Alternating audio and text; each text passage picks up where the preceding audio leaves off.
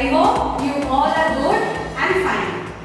Today I, your teacher A.Manna, is here to teach you about the biology. Today we will discuss about the chapter flower. What is this, students? Yes, you are correct. It is a rose. It is a flower.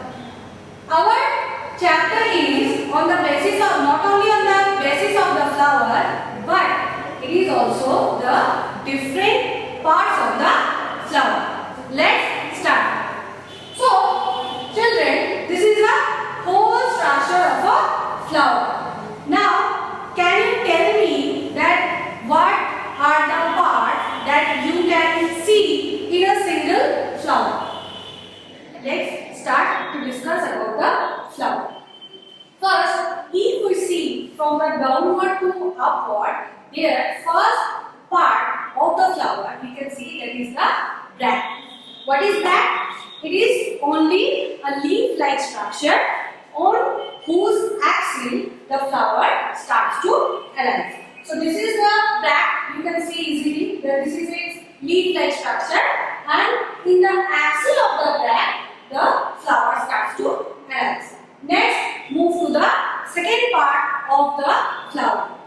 The second part of the flower is stalk. It is the part of the flower which holds the flower on the branch or on the twig of the plant. So it is, you can see that this is a long slender structure which is known as stalk. Next, move to next part, that is the receptacle, or it is known also as the thalamus. What is receptacle or the thalamus? The receptacle is the part of the flower which holds the rest of the holes or rest of the parts of the flower. Next, now we will discuss about the holes of the flower. A flower consists of 4 holes. What are the holes, children? They are the first number 1 hole, that is calyx, and second one is corolla, then third one androecium, and the fourth hole, the last hole, that is gynoecium. So let's revise all the 4 holes. First one is calyx, second one is corolla, third one is androecium, and the fourth one is gynoecium. So these are the 4 holes of a typical complete flower. Hello students, how are you? I hope you all are good and fine. Today I, your teacher, Ms.A.Manna, is here to teach you about the subject biology. Now, do you know that which chapter I am going to teach you today? Yes, it is already written, that is the flower. You can see that these are the pictures of the flowers. We all have seen the flower. Why? And it is very much attractive to us. So, flower is a very important structure of a plant.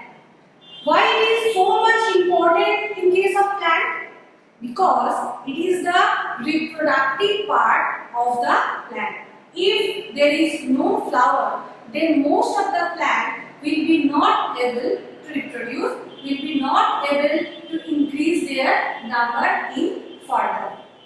So let's start about the different parts of the flower. First, here you can see that I have drawn all the parts of a flower.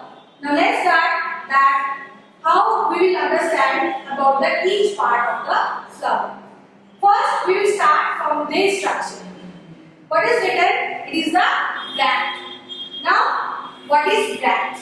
Bract is a leaf-like structure. You can see that it is a leaf-like structure on whose axil the flower starts to arise. So, this is the bract.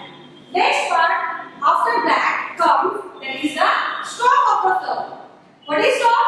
Stalk is the long, slender, stick-like structure which holds the flower or which can attach the flower with the branch of the twig of the plant. Next, this one, which is the receptacle. What is receptacle? Receptacle is the part of the flower which holds all the other holes of the flower. So these three are the first three parts before we reach to the rest of the holes of the flower. Next, come to the all the holes of the flower. A flower consists of total 4 holes. What are they? The first hole is known as calyx. If you can see in the diagram, this is the calyx, and each part of the calyx, that means the unit of the calyx, is known as sepals. So this is the sepals, and most of the time it remains green in color, and very few times it remains very colorful in nature. Next, our next hole is known as corolla. What is the corolla?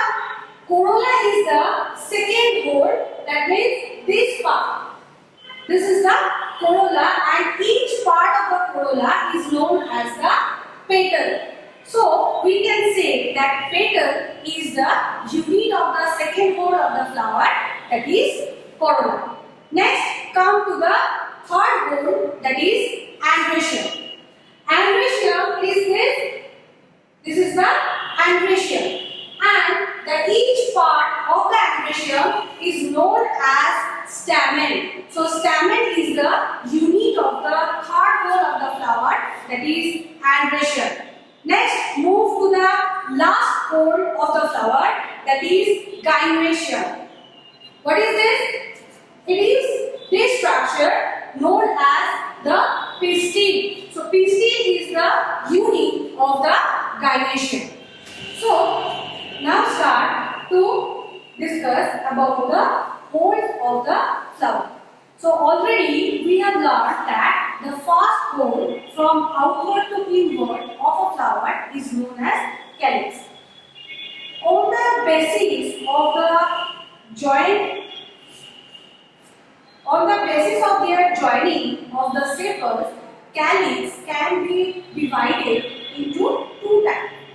Where the sepals are free, that type of calyx is known as polysepalous, and in which flower the sepals are joined or united, they are known as gamosepalous. So on the basis of the joining of the sepals, calyx are of two types. One is polysepalous calyx and the second one is gamosepalous calyx.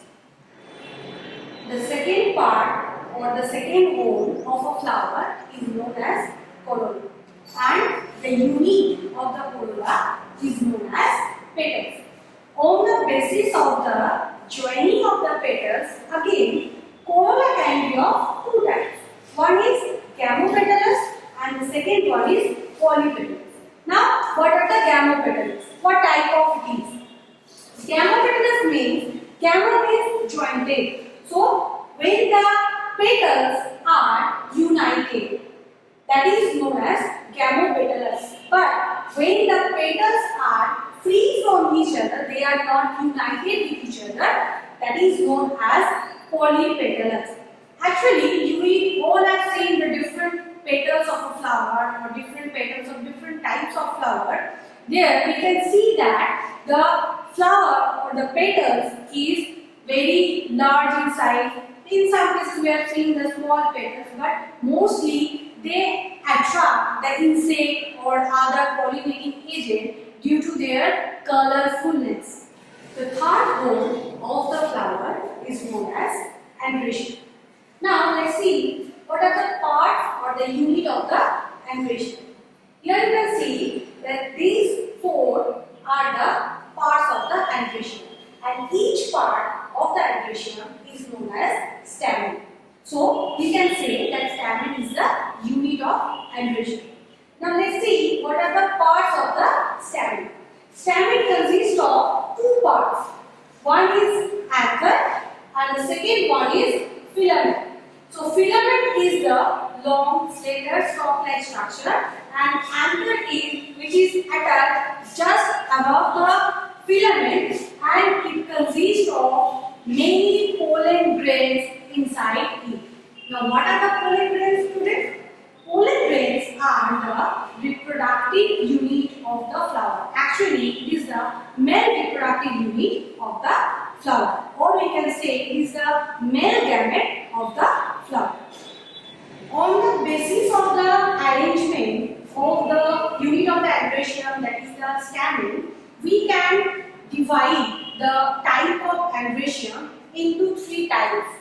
One is monodelphous stamen, second one is diadelphous stamen, and the third one is polyodelphous stamen. So first move to monodelphous stamen. Mona means single, one. So where the stamen or the bunch of the stamen is only one or single, in that case we can call that type of androecium as monodelphous androecium or monodelphous stamen. Next, move to the second one, that is the diadelphous stamen. So dia, this word means two or di. So diadelphous means where two bunches of stamen are present. And in case of polyodelphous, poly means many, that means more than two. So where the many branches of stamens are present, that is known as polyodelphous stamen. Now come to the last pore of the flower, that is the gynoecium. It is also a very much important pore of the flower. Here you can see that this is the gynoecium.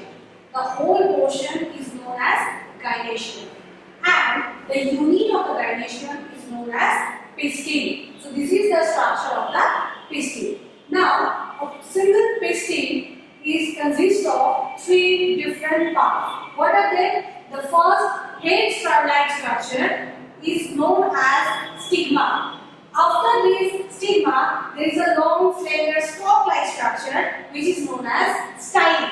And the last one, which is a bulbous-like structure, is known as ovary. So a pistil consists of three structure or three parts, that is stigma, style and ovary. Now there are certain seeds. We have seen that in case of fruit, we have seen that the fruit is consist of many seeds. Actually, this ovary is transformed into the fruit after the fertilization. Now where go the seeds? We have seen that in case of fruit, seeds are present inside the fruit. So here also inside the ovary, the ovules are present. So ovules are the future seeds. So ovary is present at the base of the gynoecium, and inside the ovary, ovules are present. Next, if we do a section through the ovary of the flower, there we can see that this kind of structure is prevailing over there. What is this kind of structure, students? This is known as placentation. And you can see the ovules are arranged. So the placentation is the arrangement of the ovule to the ovary wall is known as placentation. So now we will know about the different types of the flowers. On the basis of the presence of the whorl, mostly flower can be divided into these two types. One is complete flower and another one is incomplete flower. In case of complete flower, all the four whorls of a flower, that means calyx, corolla, androecium and gynoecium, are present. So a flower which has all the four whorls is known as complete flower. Like you can say that hibiscus is a complete flower.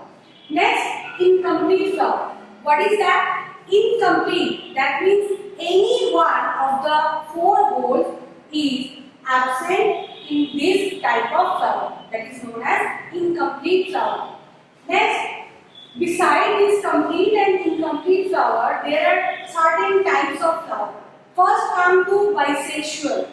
Bi means two and bisexual means the flower where the two sexual part of the flower, that means the androecium and the gynoecium, both are present. That type of flower is known as bisexual flower. Next, in case of unisexual, uni means one. So any one of the sexual part or the reproductive part of the flower, that either gynoecium or androecium is present, in which flower, that particular flower will be known as unisexual flower. And next is neuter flower. Neuter means where both the male and female part or the male and female whole of the flower is absent. That is known as neuter flower. In case of unisexual flower, again it can be divided of these two types. One is pistillate, another one is staminate. Pistillate flower, that means where the pistil is absent, that is known as pistillate flower, and staminate flower, that means where the stamens are present. Pistillate flower means when the pistil is present, and the staminate flower means when where the stamen is present. So, on the basis of the presence of pistil and the stamen, flower can be of these two types. One is pistillate flower and the second one is staminate flower. So, students, already we have discussed about the different parts of the flower, starting from the bracts ending to the gynoecium. Here already we have discussed about the different flower with different part of the flower. Now, why do the flower is so much important in case of plant? Previously, I have told that the flower is the main reproductive part of a plant. That means the flower helps in the reproduction of the plant. So, what can be the functions of the flower? First one, the flower is the reproductive structure. That's why flower helps in the reproduction. Next function can be that the flower attract the pollinating agent like birds, insects for the pollination. So these are the important functions of the flower which it can give, or thus it can help to the plant to reproduce. So students, this is the end of the chapter here today. I hope you all have understood what I have discussed over here. See you soon in the next video.